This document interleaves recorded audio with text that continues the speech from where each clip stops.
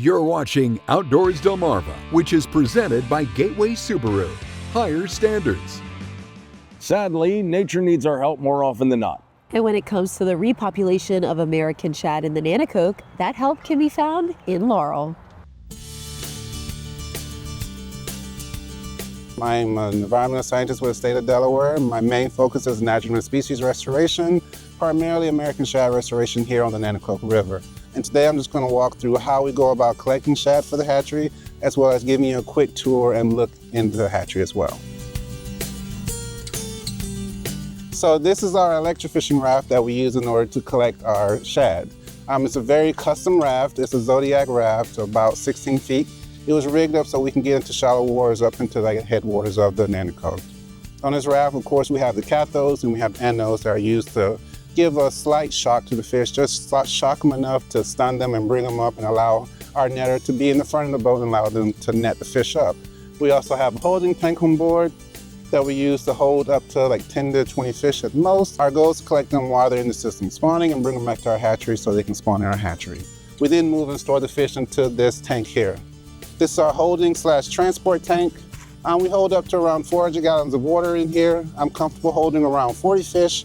And again, similar to the raft, we have oxygen on board, as well as a pump that keeps water circulating. Once we do collect the fish, we do collect biological data from the fish. We get scale samples that we use for aging. We get length and sex of the fish as well too. One of the things we also do with the fish is we implant a transmitter in the fish that allows us to have a unique identification code on each fish so we can kind of track when we catch that fish, if we catch that fish again. We scan every fish that we bring on board so we will know if we caught that fish in the past. Once we actually bring the fish back in our transport tank, we immediately deposit them in here. Essentially, this is a 15-foot in diameter tank. We hold roughly maybe 1,000 or so gallons of water in here.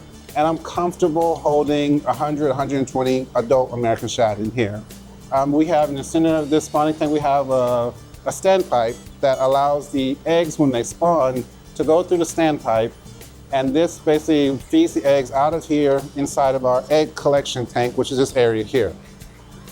And we check this every morning, and if there are eggs in here, we then move the eggs from this tank into our egg jars, essentially. The eggs will stay in this until they're about ready to hatch, which is between 3 to 7 days, depending on the water temperatures. And here we allow the fish to hatch out into our culture tanks. Prior to stocking them, we do mark them because since they're hatchery fish, we have to be able to distinguish them from wild fish or native fish.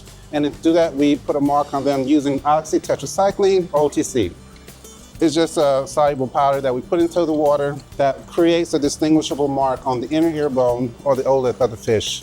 If we get a fish from another system, say further down from Maryland, we'll actually be able to determine if that was a Maryland fish versus our Delaware fish. I typically keep them in here no more than 3 weeks. I found that around after 4 weeks, the mortality rate starts to increase. Once I start noticing mortality happens, I then release the fish, which happens between like 3 to 4 weeks.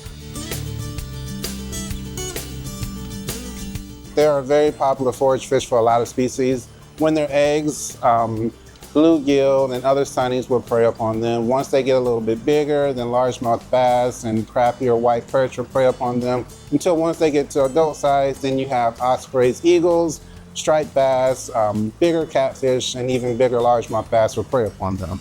And that's only in our system. Once they go out into the ocean, then they have a whole nother host of creatures there that will prey upon them.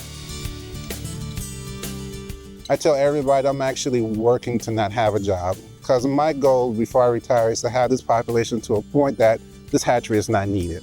I think this is important to do because one, American shad is such an important forage fish for so many other like recreationally important species, from striped bass to largemouth bass.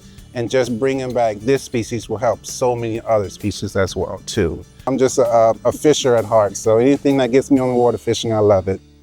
We've got more stories like this coming up with Denrec in the near future. But up next, we're checking out some viewer photos, so stick around.